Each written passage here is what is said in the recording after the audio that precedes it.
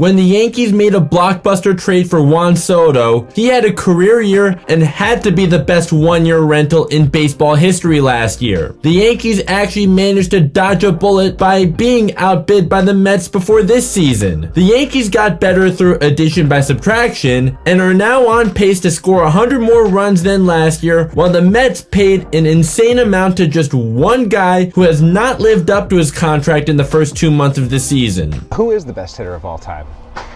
Myself. Until you prove me I'm wrong. Yeah, he has career lows across the board. However, his baseball savant page actually makes him look like he's having a phenomenal year. He still has an amazing strikeout to walk ratio and average exit velo. What is glaring on his baseball savant page, even if it's just one stat under batting that can explain how much his batting splits have fallen off, in spite of how much red we see on his baseball savant page this year, he hasn't been connecting with his sweet spots nearly as much. As a result, he has hit a lot more ground balls and less fly balls than last year. He's leading the league in grounding into double plays this year. He grounded into 10 double plays all of last year, and that's how many he has now just 2 months into the season. His sprint speed also being down from previous years when he never was a very fast runner to begin with doesn't help him either when he's hitting more ground balls. Soto is now playing in what's known to be a significantly less hitter-friendly ballpark at Citi Field compared to Yankee Stadium, and as a left-handed hitter, Soto was able to benefit from Yankee Stadium's short porch in right field. Soto also got to benefit from hitting in front of the best hitter we have seen since Barry Bonds and Aaron Judge, which took a lot of pressure off of him and also made pitchers attack him differently while keeping in mind they're facing Judge next. Now Soto's hitting in front of Pete Alonso, who has been doing pretty well, but is nowhere near as spectacular as Judge. Even aside from the ballpark factors and the protection in the lineup, Soto has had too many instances of being lazy this year. I don't remember a time where I questioned his effort last year when he was in a contract year, one where he was still making $31 million, still almost half as much as what he's making per year now. He had the best year of his career last year and was easily the Yankees' most consistent postseason hitter. He had moments of bad defense, but I don't remember a time where I ever thought this guy is lazy last year. At the plate too, recently against the Red Sox, he had 9 called strikes on him, the most he's had in a game since 2018 when he had 10. He's known for having elite plate discipline, yet in that game he decided not to swing at way too many pitches he should have been swinging at. Either he feels entitled because he's financially set for life now, or he regrets leaving the Yankees. There have actually been reports about him not being happy on the Mets and that he actually wanted to re-sign with the Yankees but chose the Mets because his family wanted him to be a Met. If that's the case, this is the bet he made. He's a grown man who should be able to make his own decisions. The Yankees' offer to him was only $5 million less than what he got from the Mets, but with 1 more year on the contract. No sympathy for Juan Soto whatsoever, period. He doesn't deserve any.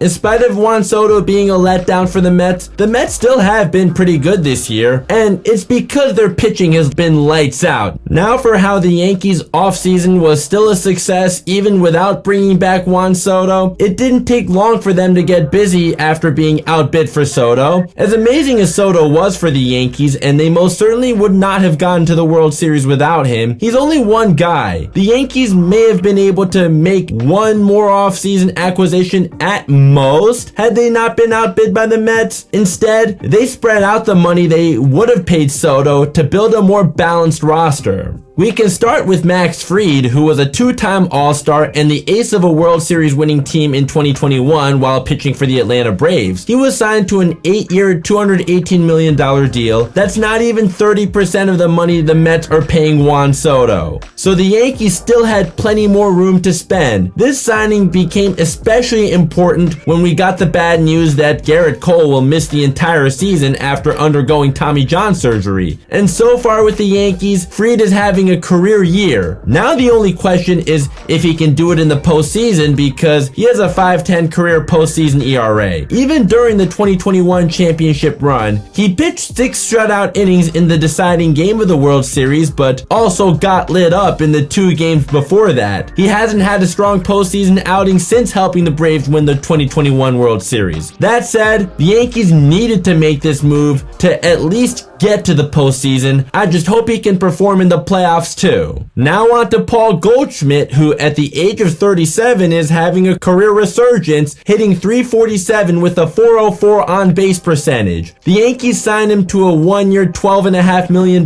deal to replace Anthony Rizzo at first base. Both were seen as over the hill just a year ago. Rizzo's 2 years younger, yet Goldschmidt is looking like the exact opposite of over the hill now, while Rizzo isn't even on a team right now. The Yankees stole Cody Bellinger from the Cubs. They literally gave up nothing to get him. I definitely preferred Kyle Tucker, who the Yankees only didn't get because they refused to give up Luis Gil, who's hurt now, but at least Bellinger still cost less. A career minor leaguer who the Cubs didn't even keep anyways, and gave up 5 earned runs in 2 2/3 innings in his 1 big league appearance this year. Yikes. Belly got off to a slow start, hitting just .204 in the month of April, but is hitting .318 and has only gone hitless 4 times in May. He may never get back to his 2019 MVP level again, but he's been more than good enough offensively since the beginning of this month.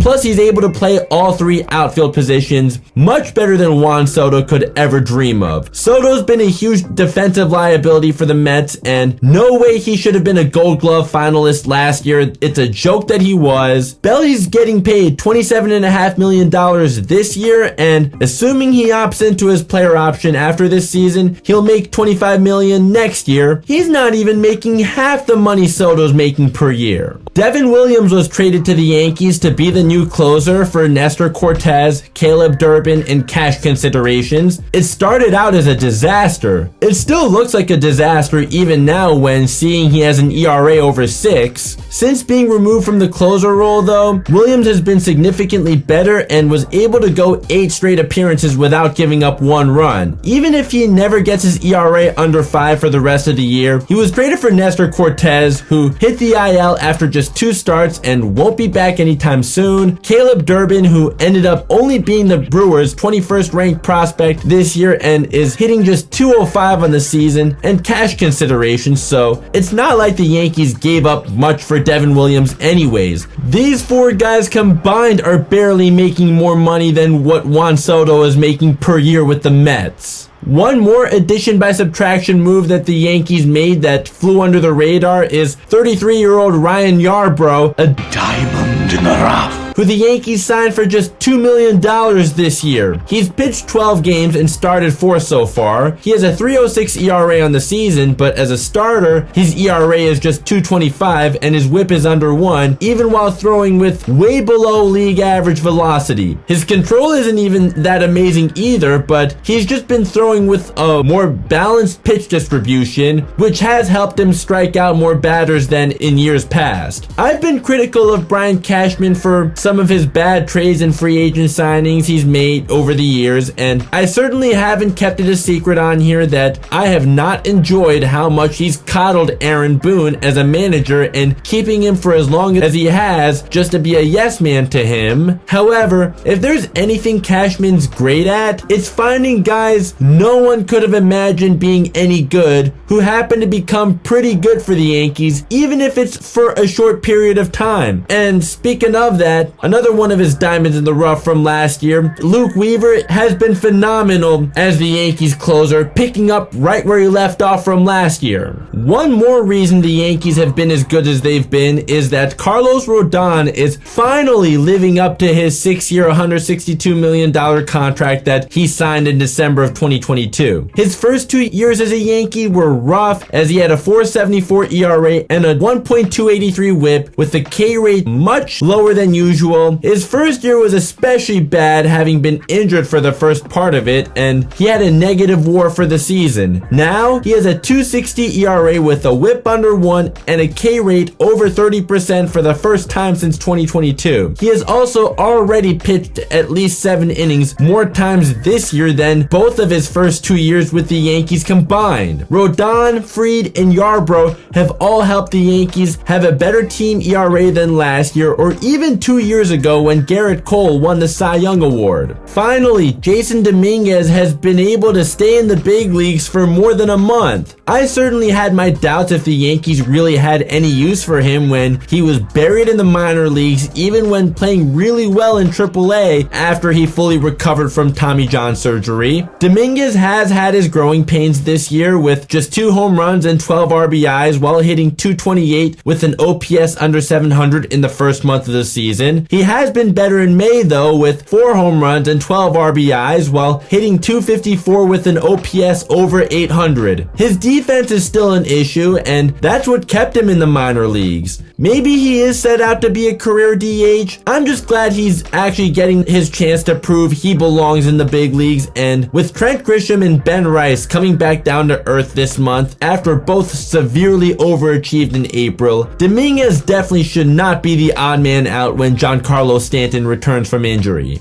The Yankees only brought in Grisham for his defense last year in the trade that got them Juan Soto. Grisham was a 2-time Gold Glove winner who couldn't even hit 200 in San Diego. I don't know how, but his defense has fallen off a cliff this year, so we'll have to live with Dominguez's inability to play in the outfield when Stanton comes back, and knowing Stanton will more than likely never play in the outfield again. At least we can trust Dominguez's bat a lot more than Grisham's. Grisham may still have better overall numbers on the season than Dominguez, but that's only because Grisham played so much better than he actually is in April. Now as for Anthony Volpe, a guy that the Yankees hyped up as the next Derek Jeter, which he's definitely not, it put an insane amount of pressure on him that was never justified because it wasn't anything that was self-proclaimed. Volpe's shown the ability to play great defense at shortstop. He won a Gold Glove as a rookie and has shown he can run. As a hitter though, his first 2 years were so underwhelming he couldn't even out-hit 2014 washed up Derek Jeter playing in his last season. Now, in Volpe's third season, he's still far from the next Derek Jeter, but he is 10 for his last 34, which is a .294 average, and is chasing a lot less pitches out of the zone than he was in previous years, which has allowed him to draw more walks and bring his on-base percentage above 300 and his WRC plus over the league average of 100 for the first time in his career. We don't need him to be the next Derek Jeter, but as long as he remains a positive in this lineup, I'm happy to have him. I definitely can't make this video without talking about Aaron Judge being a no-brainer to win his 3rd MVP in 4 years as of now. He's on pace to hit 53 home runs this year and is striking out at a lower rate than ever before. Not that I expect this to be sustainable for a whole season, but he's hitting close to 400 with an on-base percentage not far off from 500 on the season. I can still see him finishing the season hitting around 330 with an on-base percentage well over 400 though. Since the Yankees gave him what was the largest contract in baseball at the time in December of 2022, after he won his first MVP, he hasn't disappointed at all, at least not in the regular season. The playoffs sure have been a much different story, and hopefully he can finally turn that around this year. That's really the only thing he hasn't been able to do since he's been in the big leagues, and hopefully he can change that this year. When Judge inevitably falls into a slump this year, which I would only expect to last for a month at most, the Yankees may not have anyone else as great as Juan Soto was last year, but they're much more balanced now without Soto, and at least 2 guys can pick up the slack for Judge. Aside from Judge's hitting prowess though, what else has really benefited Judge from not having Soto anymore is the fact that Judge has been able to return to right field. He's always been an elite defensive right fielder, but had to play out of position in center center field last year, and he just isn't good at it. That's it for this video. Do you think the Yankees can finally win their 28th World Series this year? Do you think Juan Soto can turn things around in Queens? Please let me know in the comments down below. If you enjoyed this video, please consider giving it a like. If you want to see more from me, please consider subscribing and turning on notifications to never miss out. If you're already subscribed, thanks so much for your support as always, and if you're a new subscriber, welcome to the team. Links to my social media are down below for my more immediate reactions to what's going on in the sports world. If you'd like to see my most recent video and the one that YouTube recommends, both are up above. Thank you so much for watching. I'll catch you next time, and go Yankees!